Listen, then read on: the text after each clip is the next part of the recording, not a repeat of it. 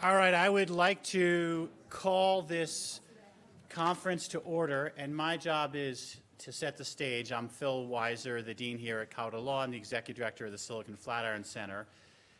The first stage setting is to thank Anna Noskesi and the entire team that helped bring this conference together. It takes a ton of work. Can we have a round of applause for everyone here?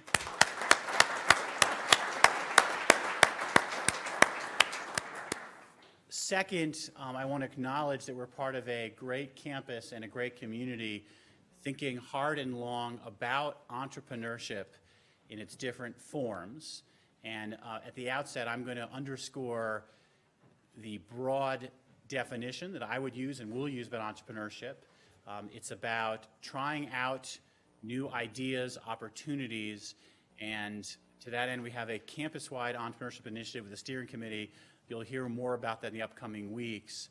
A lot of people around this campus are getting more excited about entrepreneurship, whether it's social entrepreneurship, entrepreneurial leadership in government, or obviously starting and being a part of innovative companies.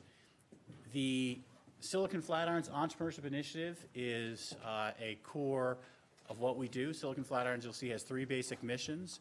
One that you'll see throughout this conference is supporting our students who are interested in technology and entrepreneurship. The rule after the conversations is the students ask the first question. The rule at the reception is that professionals are exhorted to go talk to some of the students who are here. We have folks from our Silicon Flatiron student group involved, and it's really a great community. The second is technology policy. We aim to be thought leaders looking out. My panel today will bring a little of that to the fore in terms of intellectual property. We have Rob Nevins here from the Patent and Trademark Office. And then finally, being a part of our entrepreneurial community, where we help people see issues in a different way, meet new people, get new insights. This is something that happens through multiple different events, including our crash course, Unplugged events. We have an Unplugged event coming up next week. And for those who want to hear more about that, I will now give you the person to talk to. Brad Bernthal has been a part of this project since almost its very beginning. He graduated in 2001, so coming up on 15 years ago, and worked in and around the technology entrepreneurial space, including at a great dot-com bust law firm. People remember Brobeck, which once had high ambitions, but like some others, ended up being a victim. And the good news for us was it brought Brad back to Colorado. He was working out in the Bay Area. And we brought him to the Silicon Flatirons orbit a few years later, and literally over the last decade, starting from his and my involvement in the Entrepreneurial Law Clinic and scaling from there, there's continued to be more and more activity and a huge impact. I will turn this conference over to him and look forward to joining folks for our final panel and seeing folks at the reception after. So without any further ado, let me acknowledge Brad Bernthal. All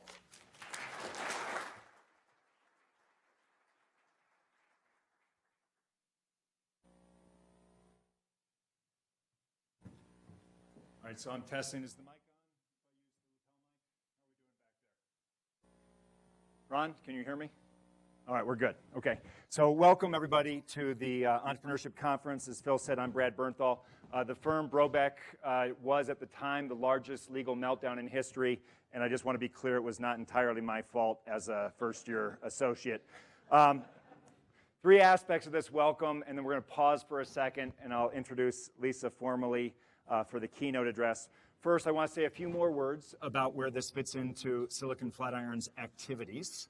Second, I want to elaborate on Phil's comments in terms of the people who really make this happen.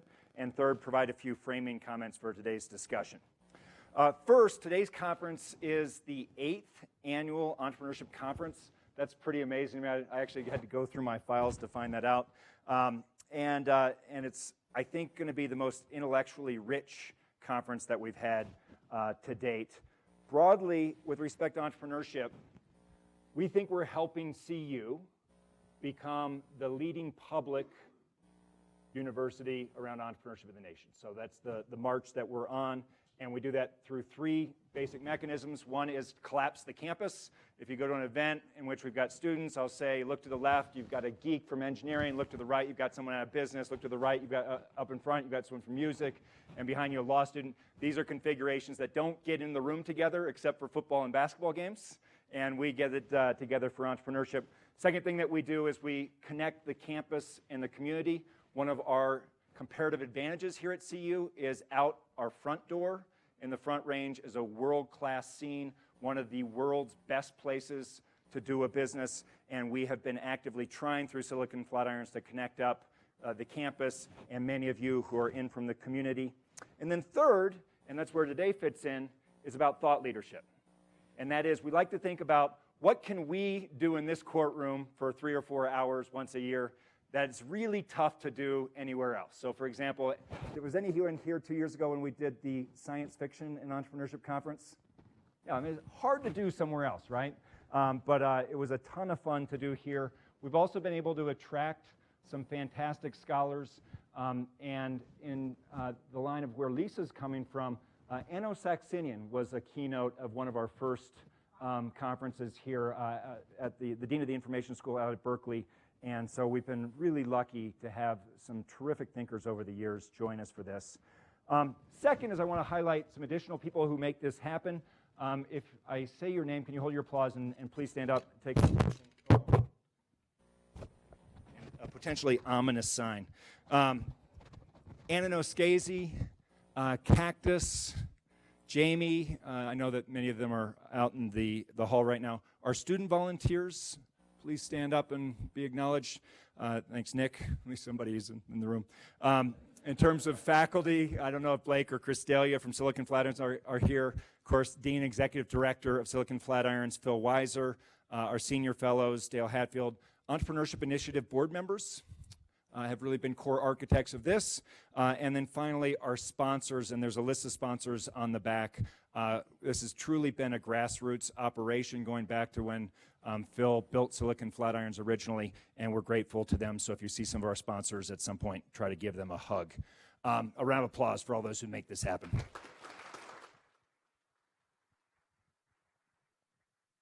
All right, third, finally, a few framing comments as to where we're going here. First, this set of discussions is fundamentally about structures for collaboration.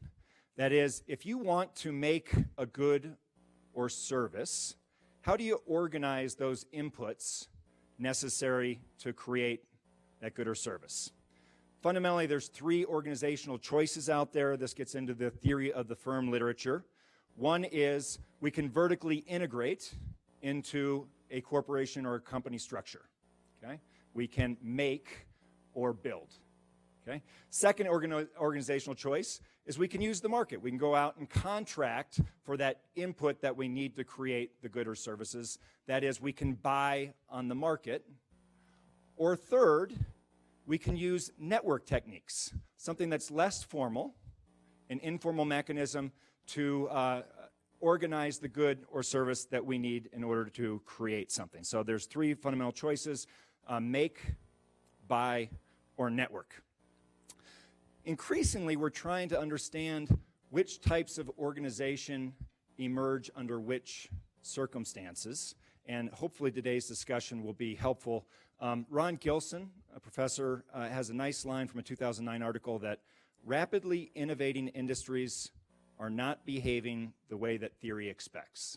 That is, our existing theories about how we organize resources don't seem to be very adequate.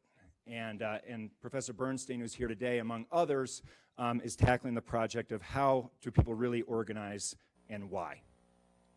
So Lisa highlights collaboration in a very different context than many of you who are from the startup community. So if you consider yourself out of the startup community, a show of hands.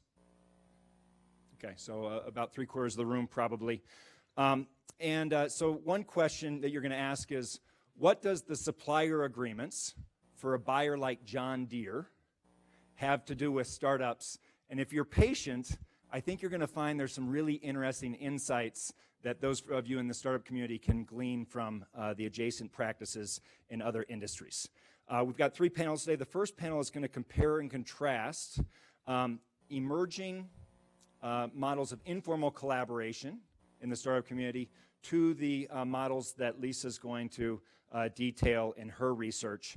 And I think this is really interesting for the entrepreneurs who are here today in terms of your decision-making framework as to do you build, do you buy, do you rely upon more informal structures for collaboration, or some mix thereof, and how does that mix work? The second panel today is going to look at a specific case study, the accelerator, and we'll consider whether informal structures around accelerators are sustainable. That is, where we see network forms of governance, is this something that has a sustainable future, or is this a fad that might be going away? And finally, panel number 3 looks at some of the specific intellectual property issues where we have collaboration outside the boundaries of traditional formal agreement, and what are some of the challenges that we see around informal interaction for IP. So that's where we're going. We've got a wonderful tradition here where we pause for a second, encourage everyone in the room to look out and find someone that you've not met before today. Take 2 minutes, introduce yourself, and we'll reconvene and get the conference started momentarily.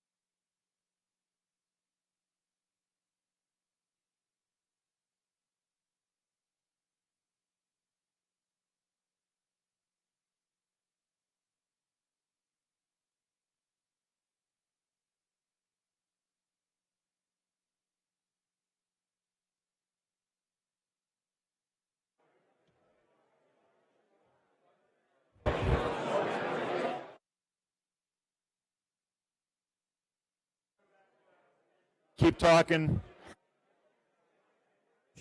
It's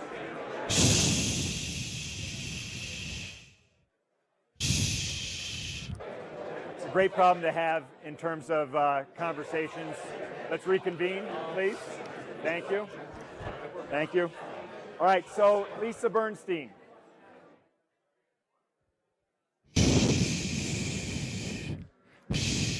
This is a good sign that we've got this has been like the hardest I've had to reconvene in a year or two. That's great. All right, so Professor Bernstein has a BA in economics from the University of Chicago. It occurs to me that you've come back to the institution in which you went to school, and in equally, like me, and we both came back to prestigious institutions. Yes. It worked out well. She has her the magnetism of the market, as they would say in Chicago. JD from Harvard Law. And after that, she served as a clerk for the U.S. District Court for the District of Massachusetts. In terms of her scholarly career, it started in some respects as a research fellow in law and econ from Harvard. She began as a professor at Boston University. Subsequent to that, moved on to Georgetown, and is now back at Chicago, where she's the Wilson-Dickinson Professor of Law and the Aaron Director Research Scholar. She was also recently appointed as an International Research Fellow at the Oxford University Center for Corporate Reputation. I have found Lisa's research enormously influential in terms of my scholarship. She's written extensively on extra-legal arrangements. So we were talking on the way over. She gets characterized as the diamond lady on occasion because she wrote a classic study of the diamond industry, which showed how the diamond industry, by and large, leans heavily on traditional Jewish customs and opts out of public mechanisms of legal enforcement. She's also written in other sectors in terms of extra-legal relationships. And increasingly, she is studying contracts that, and in particular, looking at the relationship between social structures and economic development. We're in for a real treat here. Please help me welcome Professor Bernstein.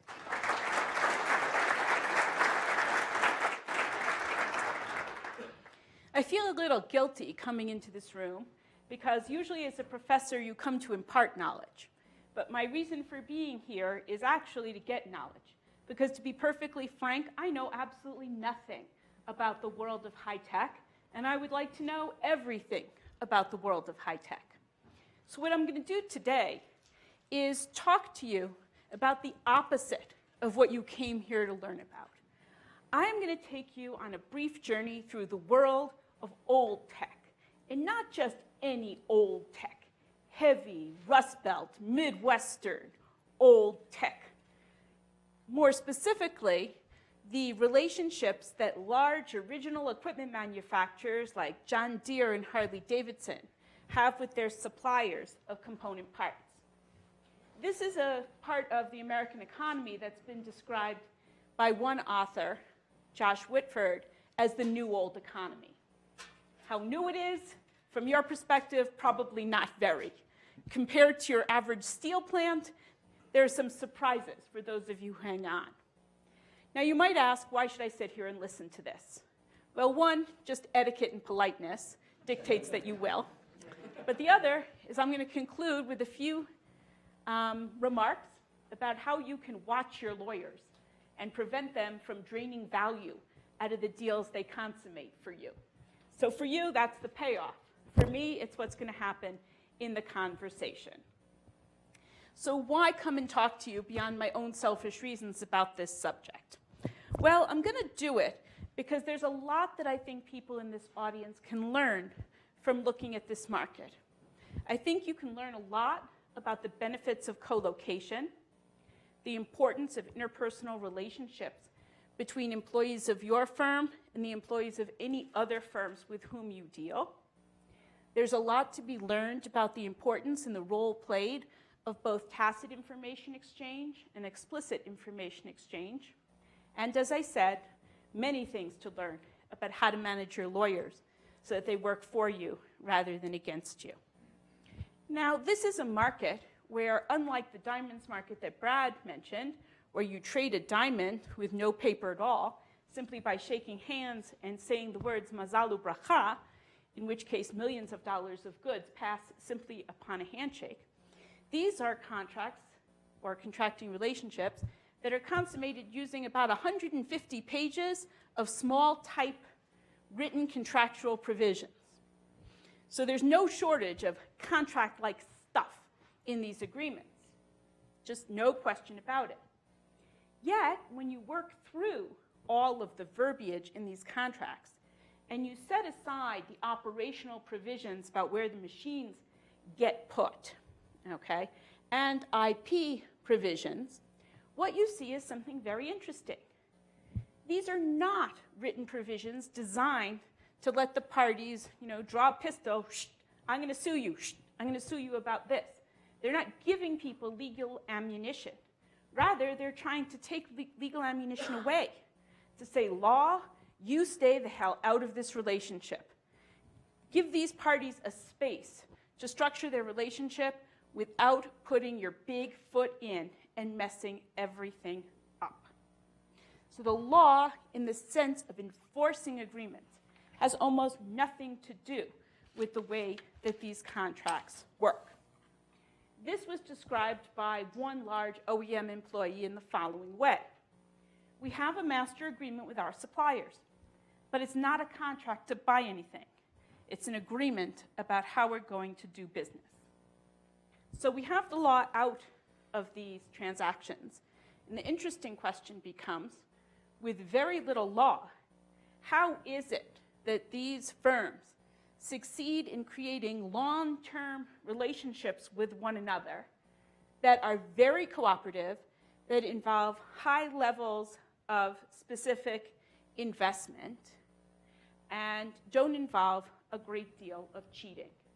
sort of what every business person wants from a contract that they enter into. And more specifically, how do they manage to do this? Not only in your very simple deals where you want some kind of widget or screw to put in your tractor, but how do they do it increasingly as their relationship deepens in transactions where the buyer wants the supplier to innovate on its behalf? Sometimes that's make a slightly better seat. Sometimes that is make a seat of equal quality with cheaper materials. And sometimes it's innovation in the sense that I think you folks mean it, as in come up with something entirely new. Make a tractor that doesn't have some black thing you just sit on, but rather does something that tractor seats don't usually do. So these transactions can be very complex, and even though they deal with old rusty farm machines or middle-aged person motorcycles, they do have elements of innovation within them. So how do they do this? Well, part of the answer, as you'll see, lies in certain contract administration mechanisms that these firms have designed. These are not mechanisms that courts enforce. These are mechanisms and administration mechanisms firms have developed to support relations. That's one part of the explanation. Another part of the explanation is that these firms do not operate in isolation. Okay? Rather, is if you look up here, what you can see is these are the largest suppliers to Harley-Davidson, John Deere, and it's cut off here, but Ingersoll Rand. Okay? And what you see is that the suppliers deal with one another on a regular basis. This is a market where most people know most other people. In fact, mathematically, when the computer examines this set of relationships, what it finds is that if any dot, which is a firm here, wants to know whether any other dot would be a good contracting partner, they need to ask one person, who in turn needs to ask one person, and then they'll know. Nobody is more than 2 steps away. It's like your granny's bridge club. Anyone makes a misstep, everyone is going to know it. And this turns out to be incredibly powerful. You're a good person, it's known. You're a bad person, that's also known. So we have these mechanisms, and we're going to talk about them. And we have this dense network that makes reputation flow, and we're going to talk about it. How are these two explanations going to tie together? Well, they're going to be united by looking at contracts in a very particular way. And this is the way these old economy people look at their contracts. And it's as follows. In these kinds of markets, a contract is not a simple buy-sell arrangement. If I come to you and I say, I want to buy your widget, and I go to my lawyer and I say, you know, I want to buy his widget, draft me a contract. A bad lawyer will draft a contract just for the delivery of that widget. But a good lawyer will do something much more. The good lawyer will say, this contract is not just about getting that widget. It's about creating a framework where employees of the buyer can meet employees of the seller and come to trust those people, where the firms can exchange information and come to understand one another. And as this happens, something else is going to happen. They're going to see more opportunities for value-creating deals, and they're going to trust one another more, so they're going to be more willing to do those deals, which might be more complex and more difficult to write down as compared to, I want one widget that will hold this much weight and do such and so a thing. So a contract today is not just a contract for what you want today.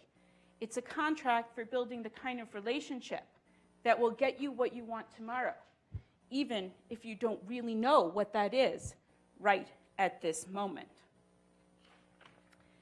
So, how do the firms do this?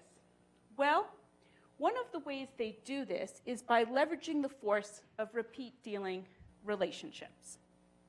rather than enter into long-term contracts, I could say I'll buy 10,000 widgets from you over the next 50 years. They enter into a master agreement which sets out the terms on which they will buy and sell widgets if the buyer chooses to do so. If the buyer chooses not to buy any widgets, that's it. No widgets are purchased. A contract only comes into being when the buyer sends a purchase order for widgets. And the buyers keep these purchase orders small. Why? Well, they send this order for a small number of widgets, and the seller reasons, well, if I do a good job, I'll get more orders for widgets. If I do a bad job, I might not get any more orders. So, gee, I better do a good job. So just this structure alone, by breaking things up into small repeat deals, makes the buyer more likely to get what the buyer contracted for. So we have this force of repeat dealing, and it functions as a governance structure in and of itself. But game theorists who study this kind of repeat dealing cooperation warn that, gee, we shouldn't get all too carried away with it, okay? Because it only works under some very specific conditions. And interestingly, when I've gotten up to talk at game theory conferences, I'm always put at the end of the day, because I used to be very loud, and you'd have these models. And someone would come up with PowerPoint, and P0 would be all over the screen with integrals and all of this. And they'd say, here's my result. But it has no applicability in the real world. It's much too fragile. It'll break down. So this is just an intellectual exercise. And my job at these conventions is always to come and say, no, I'm sorry, gentlemen, because most game theorists somehow are men. It's not true. The world has figured out how to make repeat play work. They've created mechanisms that create all the conditions that you say will make this a potent force. And they don't just use one mechanism for each condition, they use 5. And that's why in the real world, things work better than in the world of the model, unlike in so many instances where precisely the reverse is true. So what are these conditions, and how does the world strengthen the world of the model? Well, the first condition that game theorists put forth is that for cooperation to emerge, each person has to enter into the first contract by deciding to be a cooperator and assuming that their contracting partner is going to cooperate as well. So if you just walk up to a stranger, how are you going to do this? Well, industrial buyers have developed a way. If I walk up to you, or you walk up to me and you say, you know, lady, I got those widgets you want, and I got an awfully good price. Maybe I think your price is really good. Might love your price. I'm going to say, not so fast. I'm coming to your plant. I'm going to look at your line. I'm going to talk to the guys who are running it. I'm going to eat lunch with the crew. And I want to have a peek at your books and records. Your financial books, your financial records, the quality control data that comes out of your plant. And gee, you know, I'd like to know about a few people you're doing business with so I can call them up and ask about you. And gee, who would be the last 3 people you stopped dealing with? I'd like their phone number too. Just want to have a little word with them. After 4 months of this, okay, I'll buy your widgets. At this point, I've spent a lot of money, and you've spent a lot of money. We can't get that money back unless we buy and sell some widgets. So we both enter this transaction thinking, he has no reason to cheat me now. I don't have to order more. He wants me to order more. And things work out pretty well. So that condition is pretty easily satisfied by supplier qualification programs. But game theorists say we need more. What do we need?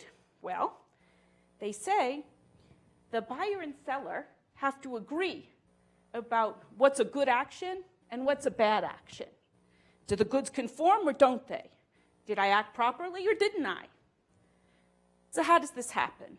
Well, they write these long contracts, but I mean, really, everyone's going to read them? Everyone who's going to be performing is going to read them? I don't think so. So how do they avoid these types of problems? Well, they do it in kind of straightforward ways, nothing all that odd. Caterpillar has Caterpillar University. As a Caterpillar supplier, you can take a course in how to do the preferred weld for Caterpillar. You can take a course on how to get OSHA off your back. Or you can take a course titled Doing Business Under Caterpillar's Terms and Conditions. If you're doing business with John Deere, you don't even have to go to school. You just have to have a laptop. You can watch a webinar running a production line for John Deere, quality requirements. You can point and click and learn anything you need to know about the buyer's expectations. So, using these and other mechanisms, parties come to understand what does a good supplier do and what does a bad supplier do? What makes John Deere happy? What makes it mad? So relationships don't really break down all that often over these kinds of misunderstandings. Third thing the game theorists say we need. They say if someone does something bad, if the supplier's naughty, punish them, give them a slap. How big a slap? Not too big. You have to hit them bad enough that they know something went wrong, but you don't want to kill them, and you don't necessarily want to put them out of business, and you don't want to be overreactive. Why? Because in manufacturing, all sorts of things can go wrong. Some of them are things that go wrong because the supplier is doing something wrong. Some of them are just what I mentioned in my seminar, or what my mother calls shit happens breaches of contract. Who knows why? A bird flies in the plant, uses it as a bathroom at some inopportune point in the production process, and something goes wrong. We don't know why the bird got in there. We don't know how the bird got in there. It just did. So we don't want these relationships to be super sensitive to every little nonconformity, because nothing ever goes completely right. So what do? The buyers, on a quarterly basis, give suppliers scorecards. This isn't anything fancy. If you think of a third grader's report card, that's what it is. Points for on-time delivery, points for quality, and then the one that always gets my kid in third grade, points for attitude. That's another one. And then you get a grade. You got an A, a B, a C, or a D. You get an A, you get more business. You get a B, all right, you got a B. Be sure nice if you got an A. We're not going to bother you, but we want you to have an A. You get a C, naughty supplier. You better clean up your act and get at least to a B by next quarter. And if you don't, we're going to cut some of our buy. We're not saying we won't deal with you. And you know what? If you can't handle it, you tell us. And we'll come and we'll help you. And we won't even charge you. It's on us. Our team will come and help you figure it out. So in this way,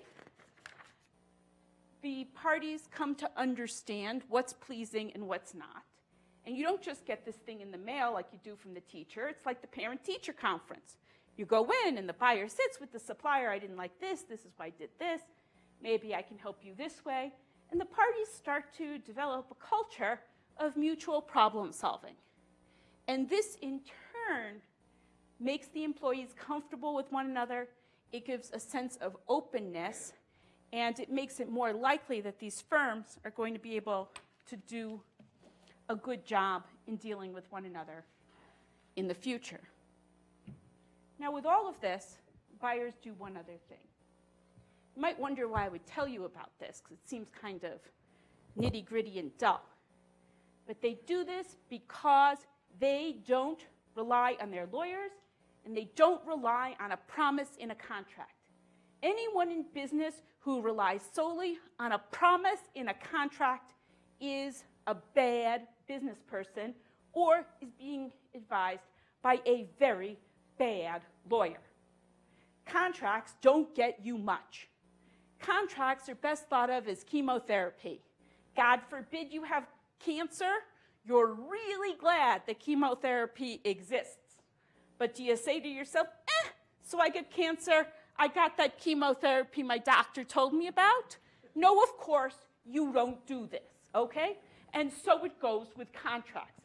Just think about that next time you're talking to your lawyer. So these buyers, they know these contracts aren't going to do anything for them. If they want this widget or whatever it is made right, they take one of their employees and they say to the supplier, when you're running the line for my order, my guy's going to be there. I want boots on the ground in the factory. And I want the right to stop the line if I don't like the way it's going. I want quality reports generated at this point in the line, that point in the line, the other point in the line. If you need help, we'll give it to you. The idea is you don't rely on the contract. It's much cheaper for them to provide free consulting services than to bring a suit for contract damages if they deliver a substandard good, especially when these large OEMs are depending on their suppliers for all of the components and are often working on a just-in-time inventory basis. So this is the sort of formal framework of contract. The informal framework is what I put up here and discussed with you earlier, okay?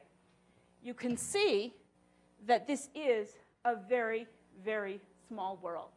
And the small world phenomenon does many things for contracts. One, and I mentioned this earlier, is it just increases the penalty for being uncooperative, for not doing what you're supposed to do. Because if you don't, people are going to gossip with you. But actually, if you're contracting in here, there's empirical evidence from a number of industries which suggests that your contracting costs should be lower. So I'll mention to you one very famous study from biotechnology alliances. This study looked at large pharmaceutical companies like Pfizer and the alliance agreements that they entered into with small biotech firms who were developing sexy, innovative products. And they mapped out the industry much like this. I don't know how to use one of these pointer things, but if you were in the middle, if the firms that were entering into the alliance agreement were in the middle, like where that red dot is on the screen, the study found the big firm would not take an equity interest, an equity stake. On the other hand, if the firms were out here on the periphery, where they were less well known to others in the market, so presumably gossip and word would be a less effective governance mechanism, an equity stake was taken. And as you move towards the middle, equity stake that was taken less and less and less and less, which suggests that the positions of the firms in a network of firms can have a strong influence on what kinds of contract governance mechanisms or alliance governance mechanisms are necessary and what kinds are unnecessary. I'm sure as business people, you've sat in a meeting at some point in your life where your lawyer is arguing with the other side about something that strikes you as trivial and more likely to blow up the relation than it is to help you in case the proverbial bird flies into the production line. Okay? Lawyers want to cover their butt. They're not necessarily working for you. So they tend to over-lawyer things in ways that sometimes blow up deals and ways that often cause animosity for the parties that's going to really hurt the prospect of post-contract cooperation. And this is why people generally don't like lawyers.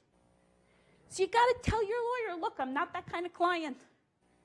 I understand that there are other forces beyond what you draft. I don't want you to blow up my deal on this basis. Okay, that's one thing you might want to tell your lawyers. But these networks can be powerful, not just in the sort of overarching sense of contract enforcement, but in other ways too. So I'll tell you a little story here about Harley Davidson. I love telling stories about Harley Davidson because as someone who dresses like a slob, almost always in black, and is known as the Diamonds Girl, there's something that seems to balance the scales when I talk about Harley. I can't tell you exactly what it is, but it makes me feel better. So here's the thing. Harley has a very unique approach to procurement, at least unique in the Midwest, in that they sole source. And they don't have all that many suppliers. And Harley wants to tie its hands because it really needs its suppliers to think of it as the really good buyer, the well-behaved buyer who cares about its suppliers, who will never do anything to hurt one of its suppliers. And it wants to be perceived as benevolent so that its suppliers, in turn, will do their best work for Harley, which is really, really, really important because Harley has only one supplier of each thing, can't turn to anyone else. So what does Harley do? They appoint 20 suppliers and say, you are our supplier council. And each of you is tasked with talking to 20 suppliers every quarter and finding out from them, how are things going with Harley? And then Harley's going to pay you to come to our headquarters in Milwaukee. There's not much to do in Milwaukee except drink beer. Okay? So they drink beer and discuss best practices. You always have to have a legitimate reason if you're going to have this kind of a business meeting. But more happens. They gossip. There are a lot of social events. They talk to one another. How does this benefit Harley? Normally you think, I'm Mr. Big and Powerful. I don't want everyone gossiping about me. Well, Harley and its suppliers reason as follows. Harley wants to say to its suppliers, I'm always going to be good to you. Really good to you as long as you're good to me. That's the message they want to get out. But they can't write a contract that's going to give people this confidence. So instead they say, look, we promise to be good to you. If we're not, guess what? You're going to come together once a quarter, and you can talk trash about us all you want. And that trash is going to destabilize our relationships with everybody. We know you'll talk trash if we do something bad that's really bad for us. Therefore, you should know we're not going to do anything bad. So they make a network among their suppliers in order to tie their own hands against misbehavior. I mention this not because you should be interested in Harley, but only so that you think of the different counterintuitive ways that you can manipulate network forces to do what contract cannot do. You can also, as I mentioned earlier, manipulate networks and draw in networks to do what contract can do, but to do it better and often at a lower cost. So that's what I want to tell you about contracts and networks. But now there's something I want to ask you about contracts and networks. I genuinely don't know the answer to the question I'm going to put to you. And I hope that during the roundtable and any other time you can find me here in the future, you will hunt me down and share your thoughts. And that comes to the question of innovation. And network theory, and here I mean theory in the sense of the stuff academics will only discuss among themselves because we'd bore the crap out of anyone if we even put it in front of you, generates a prediction, okay? And I'd like to get your intuition. So suppose I am John Deere, and I want to choose a supplier, and I say to myself, I don't just want that supplier to make my seats for me today. I'm hoping this supplier will make seats for me next week, next year, in 10 years, and I don't know, how do we know we'll even be riding on seats in tractors in 30 years? I don't even know what I'm going to need then, but I want them to do it. That's what I want. Would I prefer to deal with a seat maker who sells seats to Caterpillar and other farm machinery companies? Or would I want to deal with a supplier who sells things seats to buyers in very, very different types of industries? Maybe all over the world, not even local. Which kind of supplier would I want to deal with? Well, one of the predictions that network theory makes is that in many instances when you want innovation from a firm, you want to deal with a firm that has information that doesn't overlap coming into it. So there'll be tons of information things banging against each other. People with different visions and ideas will come into contact and maybe something wonderful will happen. They say this is much more likely to give rise to innovation than is the situation where you sell a Caterpillar and everyone else, and yeah, your seat's going to be no worse than anyone else's seat, and maybe you'll get to make it a little better because you'll learn a little from one buyer, but it's still going to be the same old seat. Is there truth to this? Is there no truth to this? How would one measure it and design a research program that could answer the question? Well, we don't know. And that's why myself, my colleague Ram Burt, and Mark Ramsire from Harvard, we're trying to look for research settings where people in business are cooperative enough to help us answer these questions. And we think that any industry that volunteers to be studied and to help us out with this, and I guess I should disclose, we're hoping you're one of them, okay, might get information that will help them thrive and outrun other clusters of people in business, at least until they catch on to the results of the study. So with this, I'm going to turn it over to the panel, but I do want to warn you that it is going to be incumbent on you as business people to explain how social relationships play into things when it comes to those you deal with, those you talk to, and those you contract with. Because your lawyers are going to have an instinct to paper the deal and overpaper it and cover their own butt in ways that not only will be a tax and not create value for you, but in ways that might actually decrease value for you by undermining the sorts of interpersonal ties that really are important to making contracts work. And the bottom line is contracts are about relationships, not about pieces of paper that you can wave at other people in court. That's what chemotherapy is, and no one wants it.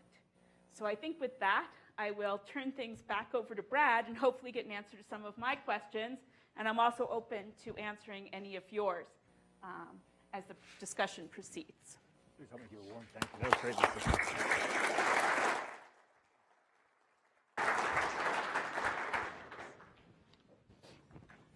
So while the panelists are coming up, I'm going to do a quick introduction to them, and we'll reserve the last 15 minutes of this discussion for questions. That was terrific. While they're coming up, I'll have Sue. You want to raise your hand? Sue Heilbronner is the Chief Executive Officer and co-founder of MergeLane, which is an accelerator based out of Boulder that serves women-led startups. She's also an adjunct professor here at CU. She teaches a course in our 1L curriculum called the Philosophy of Entrepreneurship. I've been fortunate enough to co-teach with Sue. To my immediate left here is Phil McKinney. He is President and Chief Executive Officer of CableLabs.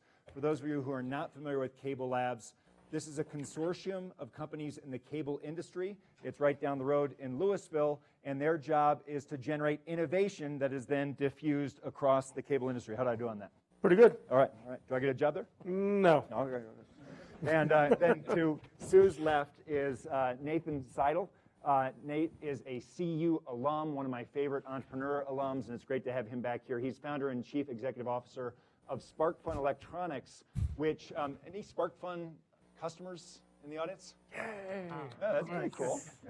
Yeah. So I'll give a gloss on what I think SparkFun does, besides for one of my favorite companies. And by the way, if you get a chance to, should I say take a tour? Sure. Is that good for you guys? Absolutely. Oh, go out and take a tour in terms of this is the coolest place. But so lots of makers' supplies. And around that, they have created a culture and an ethos of user-based innovation and contributions around it. And so great to have this panel here. So I want to have everyone please open up your program, scratch out the title for this panel, and call it Contracts, the Chemotherapy of a Business Deal. So we'll start there. And so I'm going to put you on the spot in terms of getting things started here. As you heard Lisa's talk, and you contrast that with your experience in MergeLane, can you say a few things about the structure of startup relationships and what resonated about that talk versus where some of the differences are? Sure. I'm mindful of not wanting to step on the accelerator panel. Okay. And I wonder if I could talk more broadly than MergeLane. Great. Great. A lot of you in this community have heard about this concept of give first in Boulder. And I guess Bernthal started that concept. I moved here 4 years ago and immediately was the beneficiary of Give First. Every door in this community was open to me. I was, including yours, Brad. I was able to build an ecosystem around me as a business person, subsequently started MergeLane, this accelerator that focuses on companies with at least one female in leadership. That's a mouthful.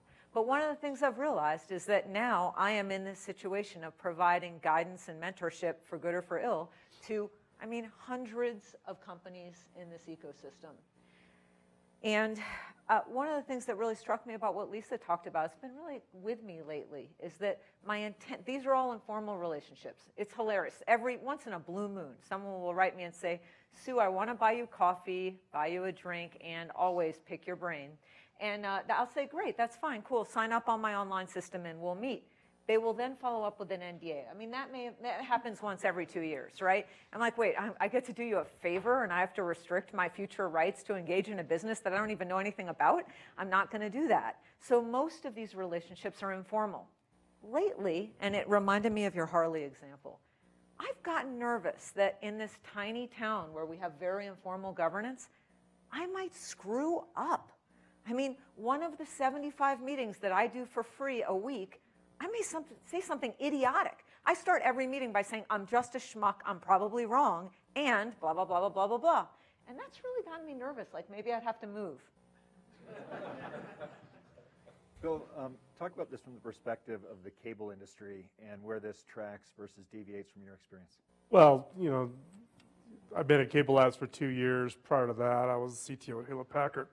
So I've got a kind of a collapsed view of managing a $52 billion supply chain to now 200 employees at CableLabs. CableLabs is a little bit different in the fact that we are a consortium, 200 people, 160 engineers. Our job is to invent every day. But what we do for the industry that a lot of people aren't aware of, though, is we manage what we call a contributors pool or a contributors agreement process. So if you're a supplier to Comcast or Time Warner, you can come to CableLabs, you can sign a contributors agreement. That gets you royalty-free rights to all of CableLabs' patents. Part of that also is you sign and agree not to sue anybody else that's in the contributors agreement. So there's 220 companies in the supplier agreement pool. So you get royalty-free rights to all of CableLabs' patents, and you agree not to sue anybody else. That one action by itself took cable modem prices from about $350 a modem to where now you can go to Best Buy and buy it for $35, because you take out the litigation risks out of the entire process. And that's pretty novel for the industry from the standpoint of trying to de-risk and get out of this. Look, when I was CTO at HP, I had 300 patent attorneys on my payroll because we were the most sued company in the world for inbound patent litigation, right? I will do anything to get out of patent litigation or to get into what you said, over-lawyering the agreements with suppliers from around the world.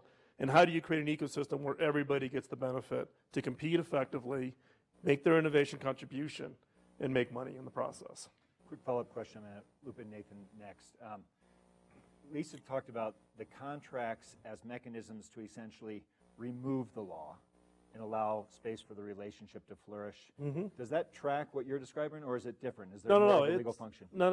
That clearly tracks, because in the case of the supplier contributors, and these are companies like Cisco, Aris, Motorola when Motorola was still around. Even Google's a contributor to CableLabs, Hewlett-Packard, Dell. In these cases, the real role is to bring them in and take the legal out of the process of being able to go build product and sell it into the marketplace and effectively clear the swim lane so they can go compete effectively and not be looking over their shoulders. Because in our case, if you're going to take our patents and build a product that we've defined or specified, then you don't have to look over your shoulder if you're HP that's trying to get sued by Cisco. Or if you're Cisco, you're not going to get sued by Aris, in the process of building those products. Nathan, maybe you can start by describing how innovation works in the SparkFun universe, and then compare and contrast that from some of the things you heard from Lisa about the old, new economy. So SparkFun has about 500 different products that we design and manufacture here in Boulder.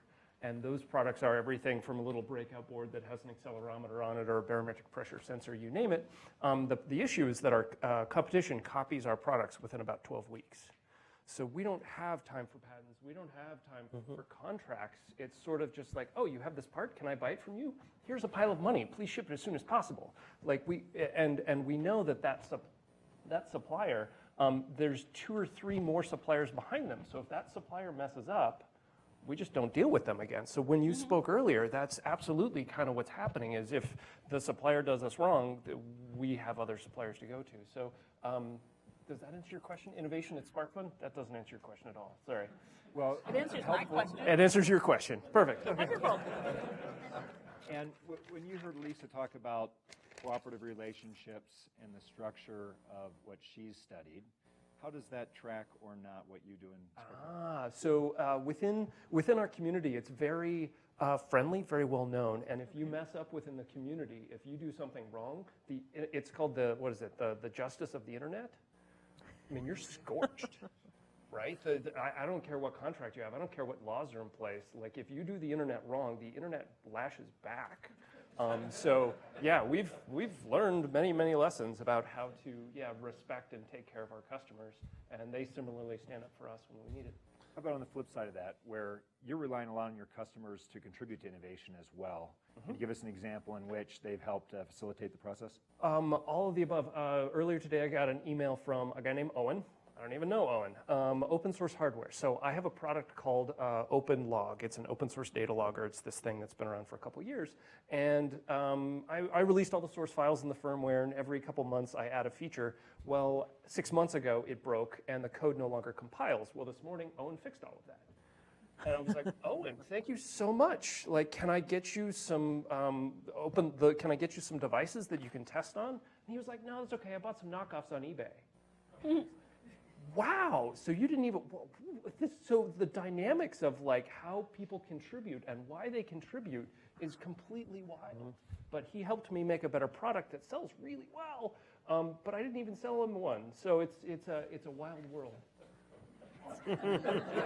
I got to bring you to Chicago. Okay. We'll knock down the orthodoxy.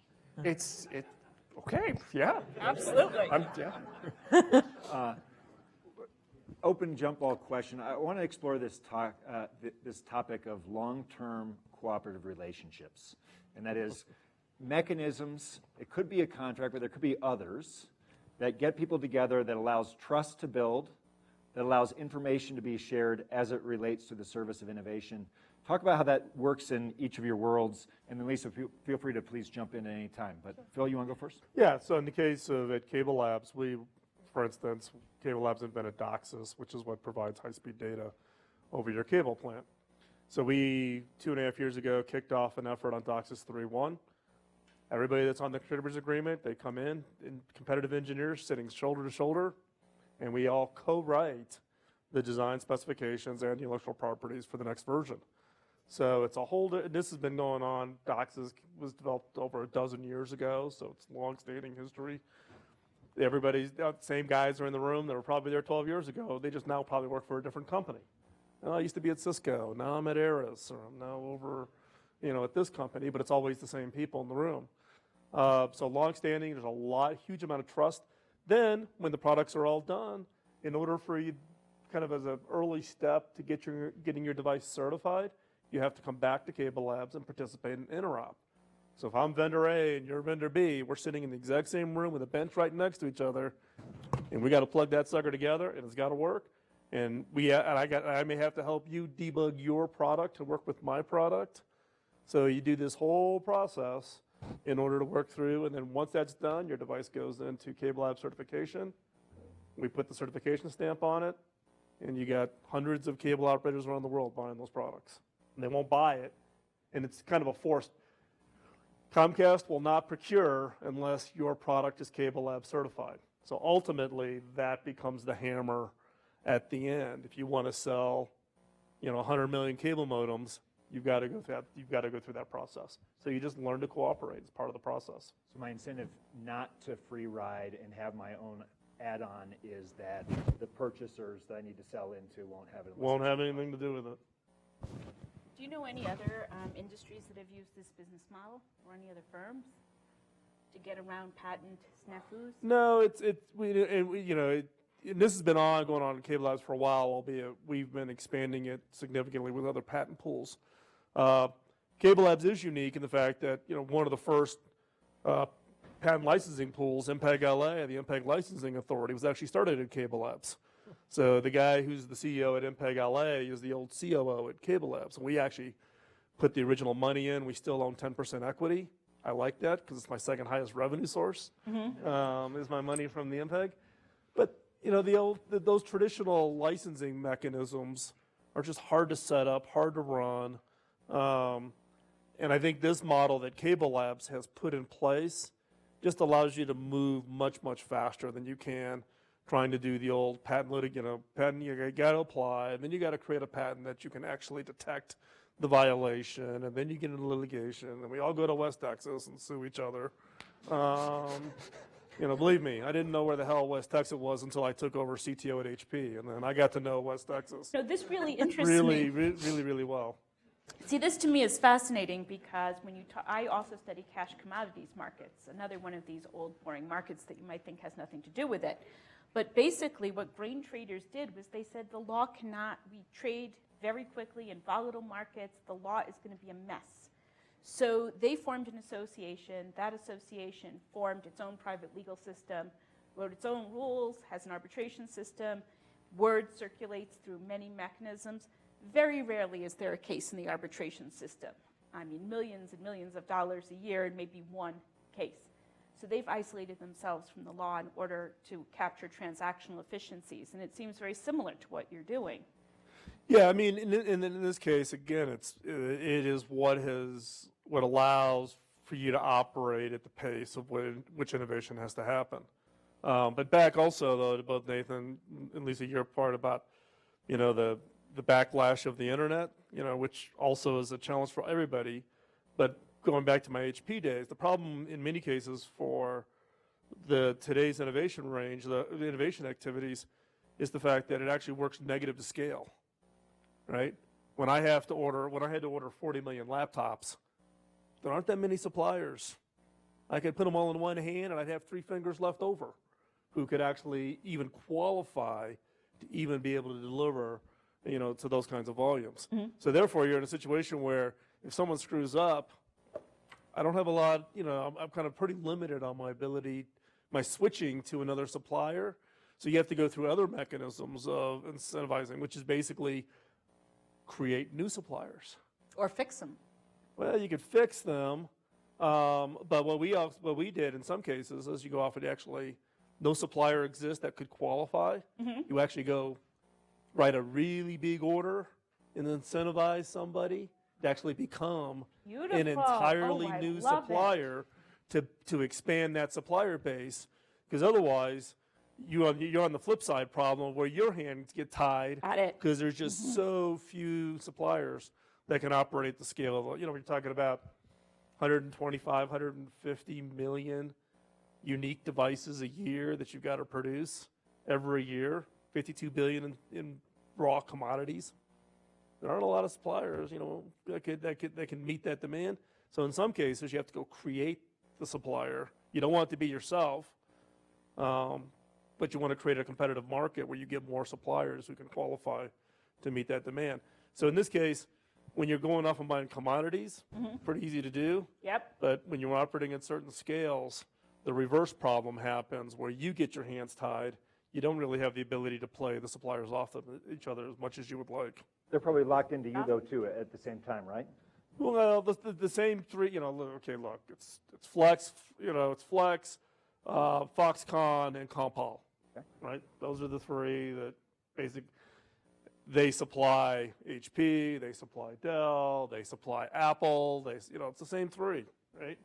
So yeah, and then, you know, in one year they screw up, so you take your order from Foxconn and you give it to Compal. Next year, Compal screws up, you go back to Foxconn. You know, Flex, by far the highest priced, but you throw Flex in there just to kind of keep everybody honest in the process. You know, and then you just basically do the dance, right?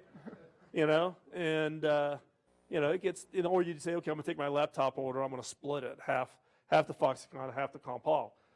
Well, what happens if one of them screws up? You're gonna flip the halves. It doesn't buy you anything.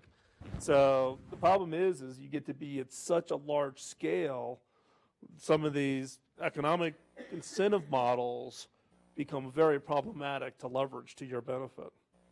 So Nathan, as you guys think about long-term cooperative relationships in your world, talk about how that's structured, and especially what elements of it are formal either within your company or that you're contracting for it in formal ways, and what elements are informal and or relational? Forgive me if this is so alien that I'm not sure. Give me an example of what you're asking about. Would you want to know what a formal relationship looks like? Are you married? I am. That's We got one. Yeah, Good. I do have a formal. Compared to that. But it's, Really called an informal relationship marriage, but all right. I'm divorced. Not for Nathan. I don't know. Let's see. So, An example of Owen, he's presumably did not have a contract with SparkFun. No. No formal relationship there. Nope. Not part of the company in any formal way. He's not on the payroll. Nope. So that is an informal relationship, and this is this is a one-time contribution. Do the Owens become long-term cooperators as part of SparkFun in terms of your universe? There's a common fallacy that if you open source something, that the community will just rise up and help you make your product better. It's very, very, Owen is extremely rare, right? We have 500 different products, and I'd say maybe 10 of them have active development from the open source community, a small fraction, right? So Owen is the rarity, not the norm, but it's just sort of creating the environment that Owens exist. So, how can we foster a relationship with future Owens? How do we incentivize them? It's pretty weird in that, like, he'll be included in some thank you, if you guys know GitHub repos, it's a commit thing. So you say, hey, this was helped by Owen, and so he has more internet cred, more or less. And then in the future, he can use that in his portfolio for jobs. I worked on these projects, I made these contributions, I helped with this type of product. So just to clarify then, if only 10 out of 500 products are having the innovation meter moved by the open source community, Yes. is the balance of the innovation within SparkFun in your mind, by and large, through more formal relationships, your employees, through people that you contract with? Let's see, so the vast majority of the engineering and innovation of the SparkFun products happens via the SparkFun employees. Sue? Sure. As I think about this, and think about MergeLane, which is an investor, first and foremost, MergeLane, the startup accelerator, is really an investment fund that also runs a 12-week program. It strikes me that there are formal investor relationships between, say, MergeLane, the program, and the companies that participate. We sign stock purchase agreements. That's all fully documented. And yet, the fact that I just spent an hour and a half on the phone with one of our companies from our last cohort working on an interview they're doing for something they really want, that's completely informal. So I know you'll talk about this more, but the entire nature of this accelerator system, I'd say 95% of it is informal relationships. What I love about the deal is everybody's interests are aligned. And right now I'm in the middle of recruiting companies for our next class, and we just have complete and total alignment. I guess the other thing I'd say is the people that are investing in us, and they're coming fast, like this is easy, or the people who are mentoring companies in our program have given us an opportunity to accelerate our growth as a recognized program, because they're really into this idea of making for-profit investments around an investment thesis that focuses on women.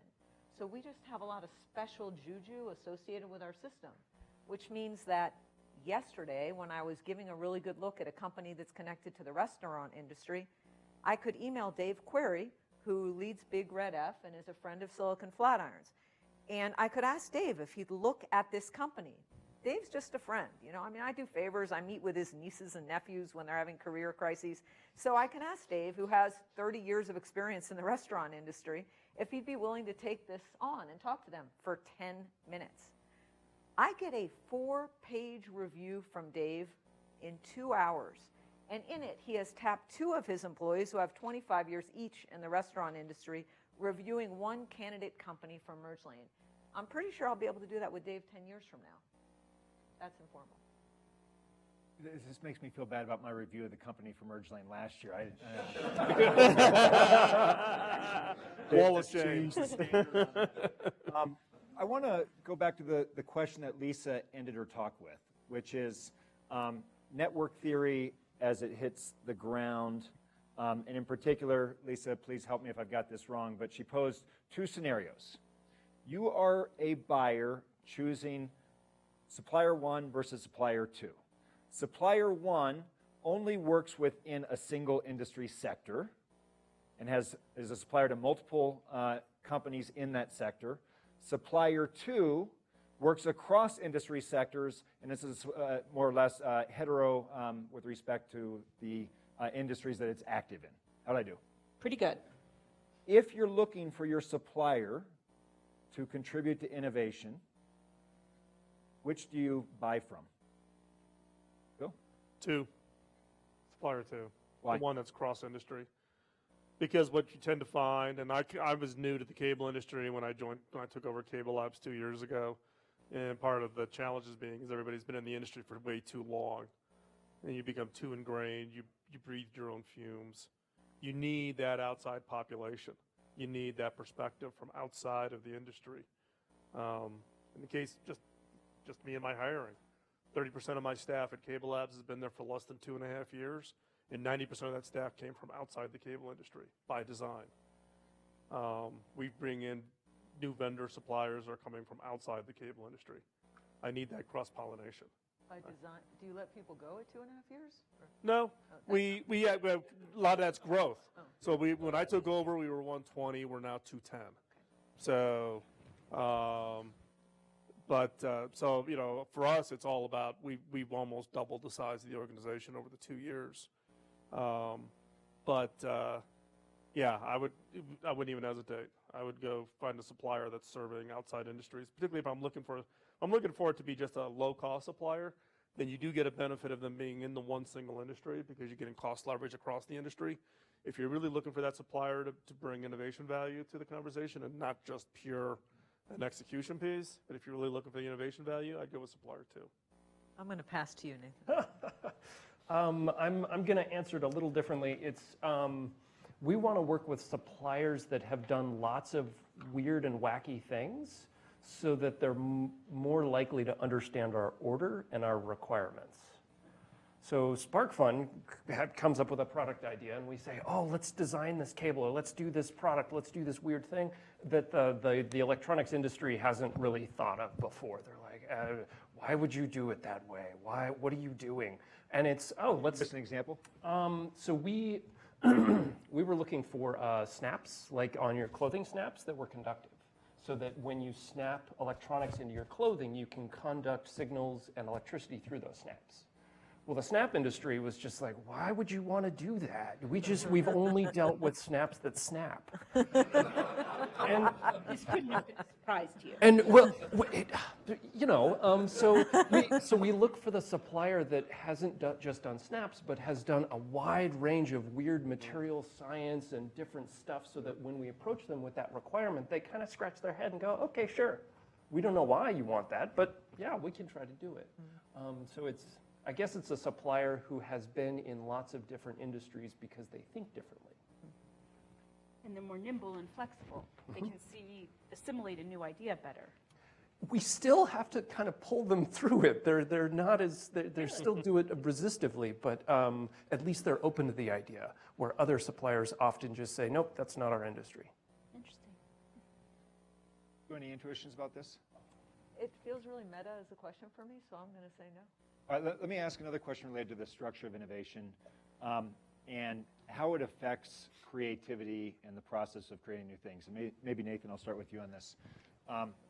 There is research from sociology and psychology that says the same person will act differently in terms of how creative they are depending on the structure. So if they're working under a contract that provides heavy incentives, say monetary incentives for doing well, or sticks and punishments for doing poorly, it tends to produce a much less creative outcome than if someone is allowed to intrinsically choose what they're working on and feel like they're coming to it voluntarily. That is same person, but different outcomes based on the structure. Do you see that in your company or around SparkFun? So I can't frame it in the terms of contracts, but it's employees don't leave a job because of money, right? They leave a job because of a boss or because of a poor purpose. And so all I can say is that it doesn't apply. The analogy to contracts is kind of rough. Maybe you can help me connect it, but it's give an employee a better purpose, and they will be wildly innovative and creative, and they'll get there. But if you just throw more money at it or more structure at it, it's just another job. Why is money not a purpose, and what kind of purpose do you try to create around SparkFun that generates new ideas? The purpose at SparkFun is to defeat the world of technophobia. So if you saw Ahmed. I'll be a tester for you. Okay, that's fabulous. That was my first slide ever. Great, it was a good slide. I really enjoyed it. There was the high school student Ahmed who got arrested. It was in Texas somewhere. He had the NASA shirt. Yeah. Why was he arrested? Because his teacher didn't know what he had. It was a box full of wires and a display, and the person, nothing against the teacher, right? The teachers have a ton of work to do, but it's this aura of technophobia. Unless it's a cell phone, I don't know what that is, and it's dangerous. SparkFun has a burden and an opportunity to correct that. So that is the purpose at SparkFun. Change the next generation of technical citizens, because, God, it's scary right now. So for the employees that are fully in on that purpose, Yes. to remove technophobia, Yeah. How does that result in better innovation than someone who's like, all I'm looking for is the next promotion and I want a bonus up at the end of the year? It's greater than yourself. It's working for something greater than yourself. Yeah, I mean, you know, for a lot of engineers, the biggest motivation for an engineer is to ship the product. Right? Back to my HP days, nothing made an engineer happier than shipping the product. He could take his family into Best Buy, point to that product, and said, "I did that product, and I kicked ass." Right? And for us, it's about, you know, at CableLabs allowing those inside CableLabs and those from outside of CableLabs, whether it be from vendor partners or university researchers. We do a lot of funding of university. You know, we basically make donations, so it's not even tied to an IP. We just fund university research. But it's really about letting them choose what is passionate for them and for what is their interest. And you asked about hiring or letting people go. In some cases, we let people go off and do the work inside of CableLabs, and then they get bit by the bug, and then they leave to go do their own startup thing. One's right there. That I can play. Yeah, he's covering his face. Who got the passion and left, and that's great. And we actually encourage that. So it's not about, you know, it's not about the dollars. Yes, you got to be competitive in the wage, and in some cases, for, you know, in this case, you know, CableLabs or the 47,000 engineers I had at HP, you know, the engineers drive their satisfaction off of the work and the mission and, you know, achieving something. What you tend to find is the cash compensation is for the spouse and the family. That's how they measure it. So you have to think about it in two different contexts of what is the role of that incentive role there. But what I have found, you know, in the case of the innovation, where the maximum innovation value comes from, is when you give people the runway to go find the thing that they're most interested in, they're most passionate, where they internally find that self-motivation, versus saying, I've got this design, and I need you to finish the circuit board by Friday. They're going to do the work, they'll finish the circuit board, they'll give it back to you, but they're not contributing the innovation value because they're not passionate about it. It's not their project, it's my project, and I'm telling them what to do. Key is getting people excited about their project, their ownership of that activity, and then that's when they throw their whole selves into the problem. That's what we'll call this self-selection, that I get to choose my project, which is, you know, a real tension to traditional organization and desires to be efficient, to have certain outcomes that the wise CEO is deciding, right? Talk about self-selection a little bit in the accelerator world, Sue, and then I want to extrapolate this concept. Sure, I mean, I have this easy, right? Because everybody in my system is self-selected for doing the thing they're deeply passionate about. Nobody would jump off, burn the lifeboat, start a company to make clothing and apparel for the spirit of the tomboy if they didn't really care about tomboys, which is one of our portfolio companies, Tomboy X. Yeah, tomboyx.com, in case you need a Christmas gift. So, sure. Try to sell a cable thing, it's not going to work. But Tomboy, yeah. So, you know, we have contracts. I mean, we're investors, but anybody who's an investor in the room, and if some of you are investors in us, pardon me here, but our goal is simply to try to help these companies and these CEOs to reach the highest version of themselves in the context of the company that they elected to start.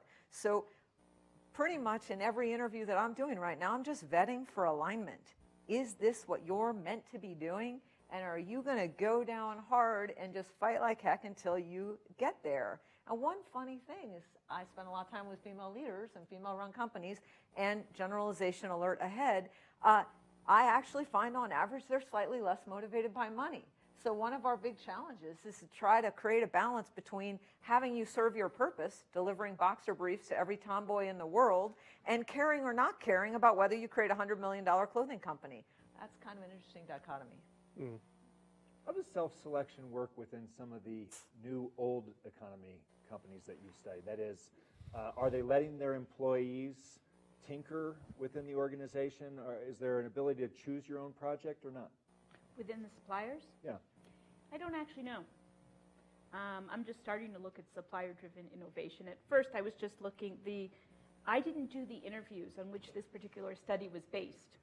I'm going to go out and do another set of interviews. These were based on a couple of thousands of pages of transcripts of interviews from a sociologist. So he was looking at somewhat different things than I was. I was constrained by what he had asked about. And at the time, when these were done a few years ago, supplier-led innovation was very uncommon, and it seems to be just entering the market. So it's something I want to strive to understand. So I'm going to ask Nathan one more question. We'll open it up to audience and reminder for students. You guys get the first swing, and if you choose not to exercise that, the Socratic method may be coming at your expense. I'm known for it, students. So this question, Nathan, what's your mix in terms of the employees? Talk about some of the employees that you need to have as part of the innovation process. And what's the mix of here are tasks that you've got to get out this week versus here's space to choose what your purpose is and find something that I'm not thinking about? Let's see. To answer your first question with the mix of employees and sort of the history of employees, we have lots of different departments, one of which is, tech support, engineering, marketing, it varies. The type of people we hire, it doesn't matter what piece of paper you have. Meaning the person who is designing the board, the printed circuit board, it has a physics degree. The person in the video has an environmental design degree, and the person doing the support is a professional trumpet player. Right? They don't necessarily have an electrical engineering degree. The type of people we want to hire are the type of people who've done something with their lives. What have you built? How have you gotten your hands dirty? One of the best interview questions is, what was the last thing you learned? Right? Because and they want to tell you, right? Good applicants are like, oh, I just learned carpentry. I made a mess in my basement and I screwed this up and now I appreciate tables. It's like, yeah, all right. you learned a lesson. So it's, at least at SparkFun, we don't care so much about thank you, formal education as we care about people with passion and people that can learn new things. Now, to answer the question of whether they work on their own projects or how we dictate what they work on, I mean, there is sort of, there's a product flow, we have hundreds of product ideas. It's just a choice of, what is going to get us to our purpose. And that purpose is so clarifying. There's all these distractions. There's so many things we could be working on that would be so much fun. But really, is that helping the next generation? Well, no, it's not. Okay, cool. Well, what project do you think would help get us there? And that's how we do it. So guided self-selection of sorts. Yes. Very nice. All right, let's open it up for questions. We have a student who wants to take the first swing. Or jump on yeah, there you go, Rand. One up. Hang on for a second. We've got a microphone coming around. This is being streamed, so be helpful. I asked this question with the thought in the back of my mind of Tony Hsieh trying to replicate a startup community in Las Vegas, which is, out of every single answer I've heard today, the way that you build these informal relationships occur organically. How can you replicate an informal relationship community using this network approach in a place like New York City, where these transaction and agency costs that suppliers must go through to build that relationship might be too high?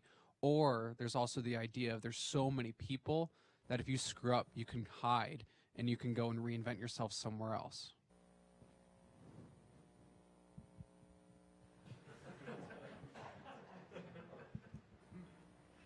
Well, this is the question that people at the World Bank who work on economic development ask themselves every day. And I'm not sure they've actually found an answer. One thing you can do if you want to do this is look for some other organic connection between people and sort of superimpose business on it. So a lot of what makes the diamond markets work in New York is that most of the people in the New York diamond bourse are Orthodox Jews who live in the same neighborhood, who hope to be rescued if they have a heart attack by the same private ambulance service, which doesn't come rescue those who breach their diamond contracts. There are a lot of ways these things are enforced. You know, the kids at school won't be able to play if dad deals dirty. In the business, you can put yourself on top sometimes of those types of forces, or in the cotton industry, it very much was built around small communities in the Old South. That's how it got started.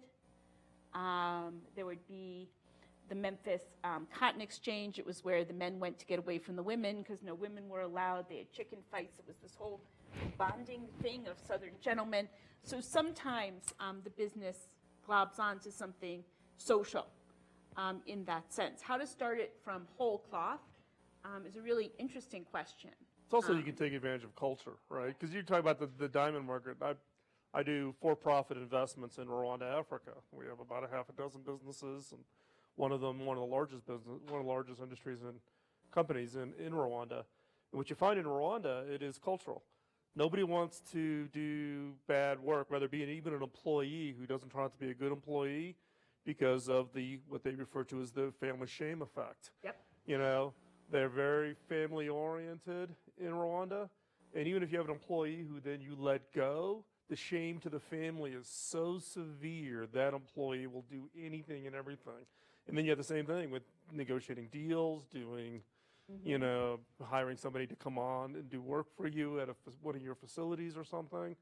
Because I can't think of a contract I've signed in Rwanda.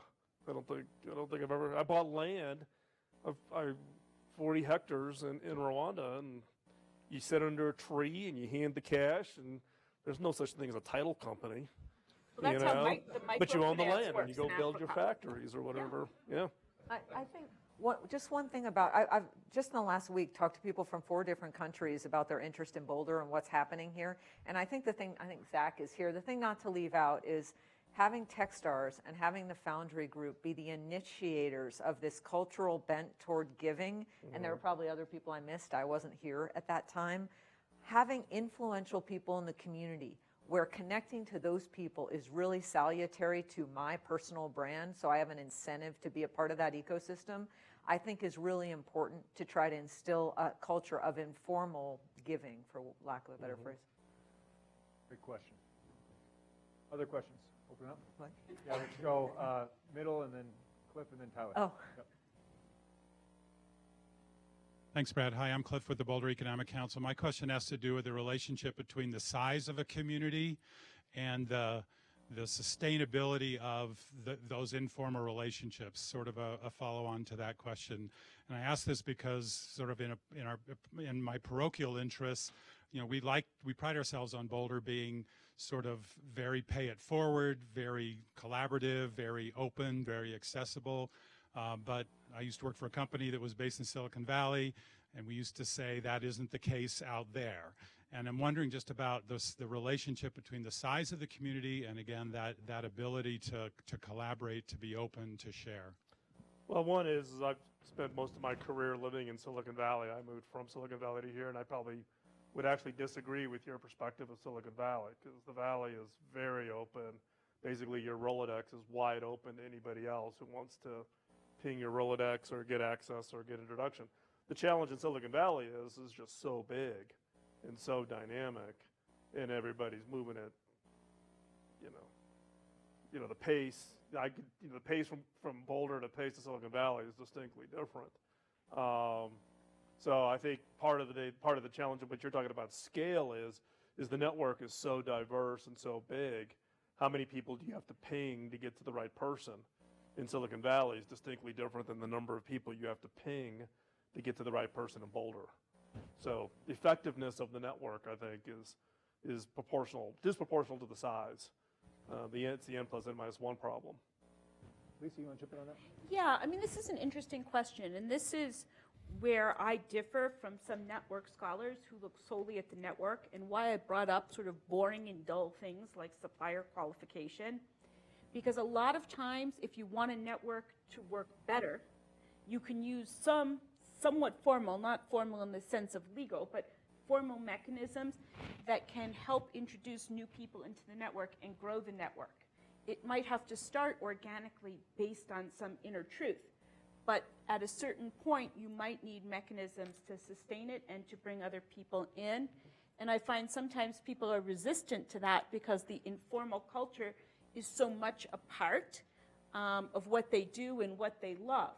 But as things grow and succeed, sometimes you do need formal mechanisms to support it, and they help the newcomers.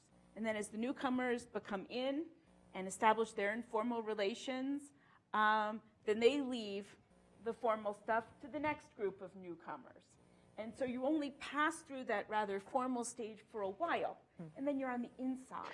It can help more effectively bring people in. Any of the industries that you've studied, can you give us an example of the introduction of a new formal mechanism to the research network? Well, for example, in the diamond industry or in the cotton industry, if you want to enter into the trade associations that have their own private rules and their own court systems where reputation is really your word, you have to first go through a qualification process where the group examines everything that you do, talks to everyone you did business with before, and then someone in the group has to stand for you at first. They have to say, I sponsor this person. Now, it's not that they're going to be held liable for your debts, but if you're the one who brought in the scoundrel, that's going to look pretty bad for you, which means you're not going to stand for that person unless you really know. And so this actually lets new people come in and ensures that the right new people come in and that it doesn't become anti-competitive and a closed club. And you don't want your network to become a closed club for the reasons that you were discussing and that I had suggested, because groupthink sets in. And so at a certain point, if it gets big, you can have big groupthink. You know, that's not a problem. So you want to make sure that if you're not growing informally, that you have these other mechanisms in place. So is this what you guys, do you see it this way in terms of MergeLane as an accelerator, where at the demo day, you are standing up and vouching for these newcomers into the system? Sure. And Something you want so explicit, I see. Exactly. You want it informally understood. Sure, and that's sure. And vouching, I mean, all along the way, there are 1,000 micro decisions every day where I think that's true in an ecosystem like this. Oh.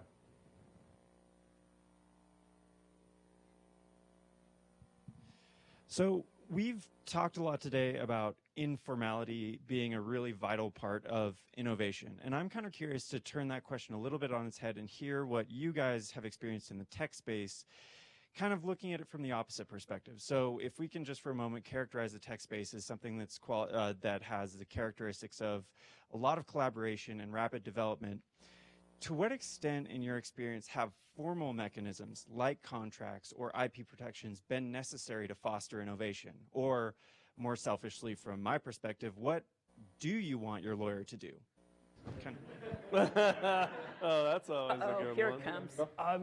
In my world, the basic example is the lack of license on open source materials. So people will release stuff into the wild, and they won't put any kind of indication about what they intended with. So in my world, the formality of putting a license, is this public domain? Is this Creative Commons? Is this Creative Commons NC? Be very clear with what you intend to do with your thing so that ambiguity goes away. My answer to that is I want my lawyer to interpret the guardrails, but I want him or her to interpret them broadly. So understanding that the relationships in which I engage are generally pretty much aligned, I want to be able to contract toward that alignment, but exclude the factors of a new lawyer having to prove him or herself, or a new lawyer having no experience in what's market in the startup universe or the tech universe, and creating hours and hours of head banging. So just understanding that motivation, relationship, purpose, all those things are actually part of the deal, not just the paper. And for me, where I've had experience where you've had to have the formalization of the effort is around a program we ran called co-innovation. So Hewlett-Packard and Corning, for instance, did all the original work that led to Gorilla Glass, which is now on your iPhone, which is kind of interesting. I somehow got... Can I just ask whose paperwork governed that, HP's or Corning? Because they had different approaches, as I understand it, to alliances, vastly different approaches. Yeah, well, this is actually a deal that Wendell Weeks, who's the chairman and CEO at Corning, and I did at a restaurant one night. And then we basically handed it to the attorneys and said, paper the deal. Your role is not to negotiate the deal. Your role is to paper the deal. The HP people paper? Yeah, well, they actually jointly papered the deal. We jointly papered the deal. And obviously, the biggest challenge comes into intellectual property. Who owns the patents? Here's the best solution I've ever come up with dealing with the patents. So the agreement was patents would be filed during the co-innovation work. Then, at the end, when the project was declared finished, we would stack up all the patents and the patent applications. We'd sit at a bar, we'd flip a coin. Whoever won the heads or tails got to pick the first patent. The other person got to pick the second patent. Third person got to pick the third patent. And you got cross-licensed to the other patents. Great. And you agreed not to sue on anything related to the subject matter to either party. Drove the attorneys batshit crazy. And my general counsel just walked into the room, so he's giving me the dirty look. But I tell my attorneys, even Lee, right, at CableLabs, your number one role is to keep me off the front page of the Wall Street Journal for the wrong reason. So protect me, watch my backside, but when it comes to innovation, you got to innovate the way you build the relationship. You just can't go in and cookie cutter these things. And it's because Wendell Weeks and I have known each other for many, many, many years. He and I can go cut the deal. If I was going to go do a co-innovation deal with somebody I had no relationship with, I'd probably maybe have a slightly different structure to it.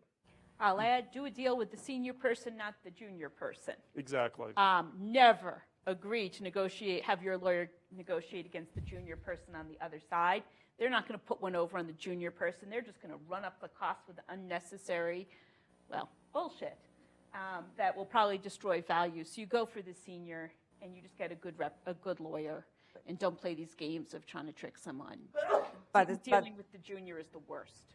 And the same thing goes for your lawyer. I mean, you want the very best lawyer on the other side of any deal. And as an ex-lawyer, that was something I always realized at trial. Trying cases against terrible lawyers, documenting things against terrible, it's impossible. It's just impossible. Good time for one more question. Let's wait for the mic to come. I have a question for Phil. Can you talk briefly about the origin and emergence of CableLabs and how different companies come together and create this alliance? So CableLabs is now in its 28th year. Started actually here in Boulder. A little dispute with the city of Boulder. They didn't like the 3-meter satellite dishes in Boulder. That's how we ended up in Louisville. I don't think I knew that part of that. Yeah, that's little.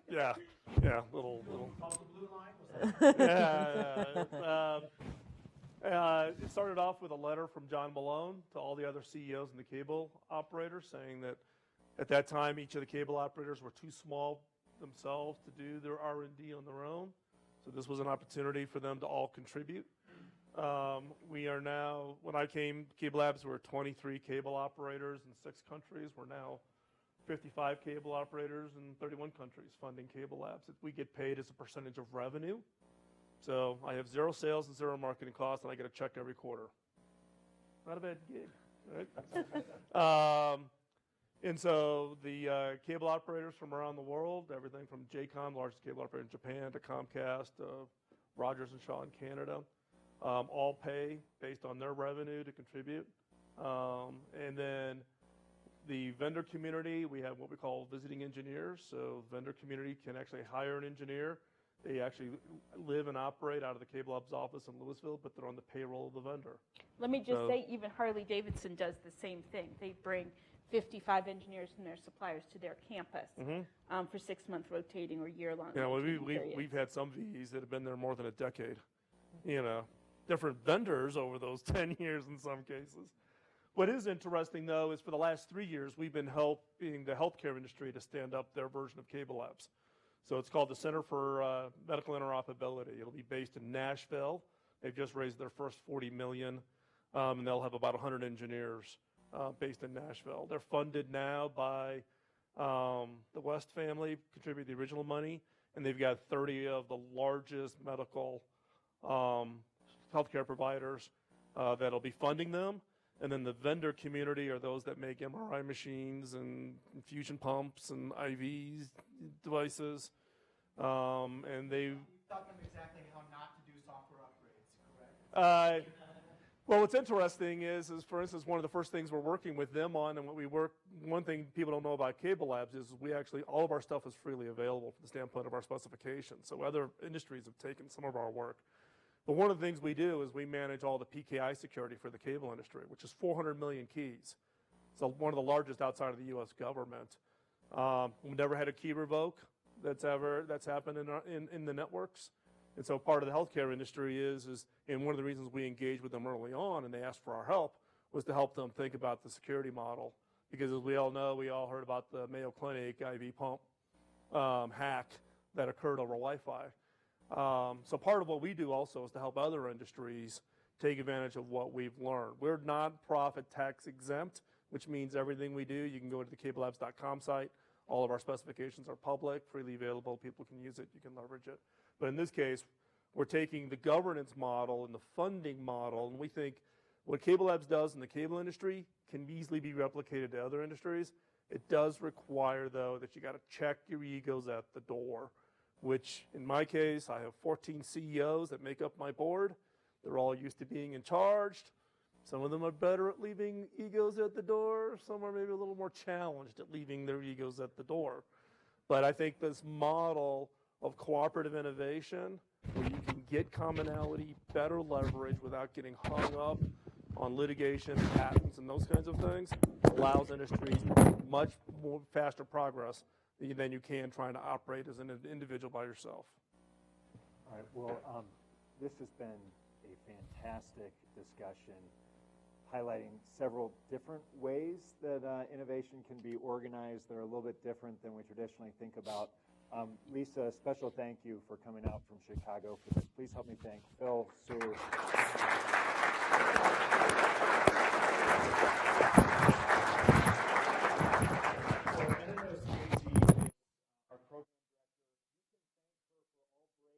Looking Flatirons events, we used to just run straight through, and she said we need to have mercy on people who really need to find the bathroom. So take 15 minutes. We're going to come back in for the second panel, which will explore the world, the case study of accelerators.